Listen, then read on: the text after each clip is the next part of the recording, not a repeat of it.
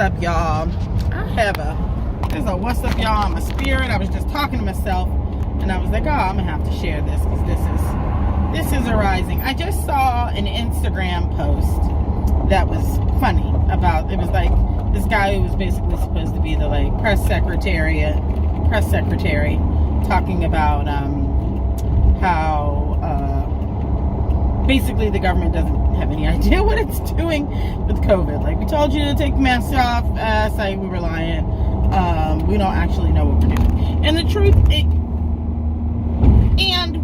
it was funny, but what I got to in it that I realized is where I think we've all gone astray,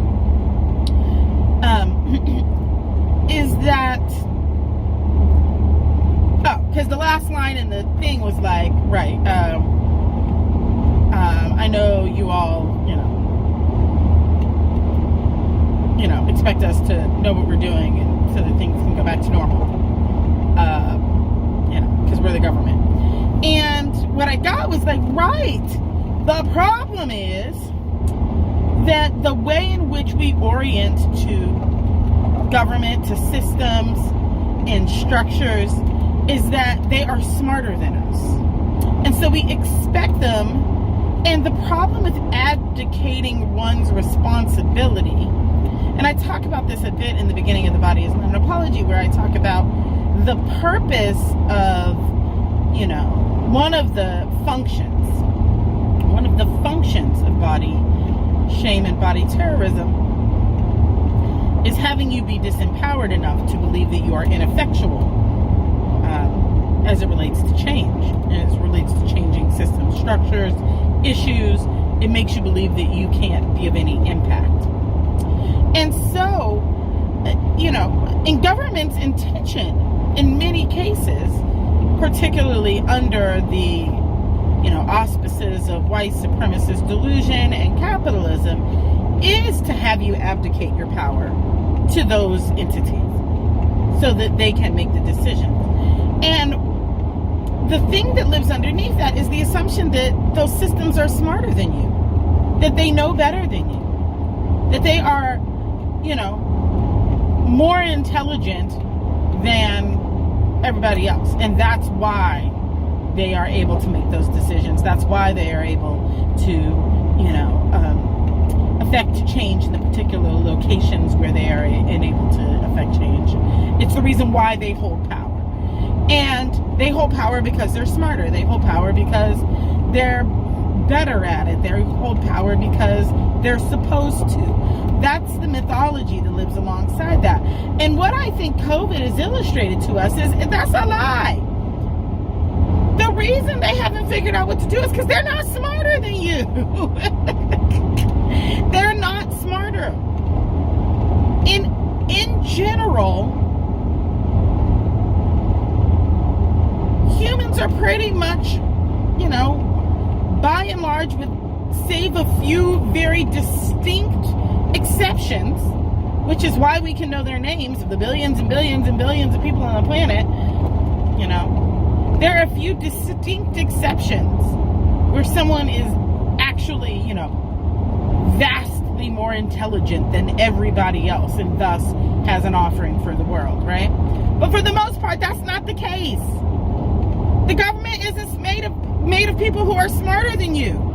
It's just made of people who felt like they should step up and do some shit. Or people who stepped up and was like, I want some power, right? And therein lies the problem, right? Is that really the determination about whether or not people are decision makers really is a function of who believes they should be. And people's varying motivations for why they believe they should be. That's it. That's the distinction. The distinction between you and someone sitting in the U.S. legislative branch is that they decided they should be.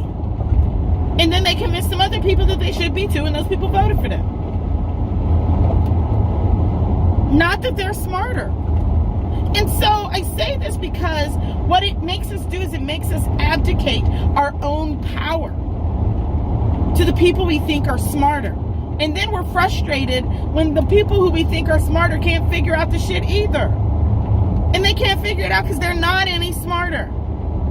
And so what that means is it will take the whole of us to get out of this situation. It will take the whole of us to get out of white supremacist delusion. It will take the whole of us to get out of late stage capitalism. It will take the whole of us to get out of climate crisis. It will take the whole of us to get out of a global pandemic that continues to morph and change and adapt to our unwillingness to be transformed. And so we're gonna have to stop looking for the person who's smart enough, smarter than us, the person who's more powerful than us to make some sort of decision, because that's not the way it works. And this particular point in history has made it clearer and clearer and clearer that it doesn't intend to work that way.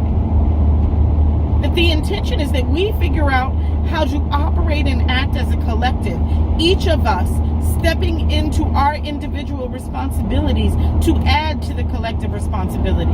And that our attempts to abdicate that responsibility to the person we think is smarter, or the person we think has more power, or the person we think is better at it, or whatever that is going to continue to find us without answers to the most pressing problems of the world. Because it is your time to step up. No one else is going to do it for you. It is your time to contribute to the collective shift that has to happen if we would like our species to survive.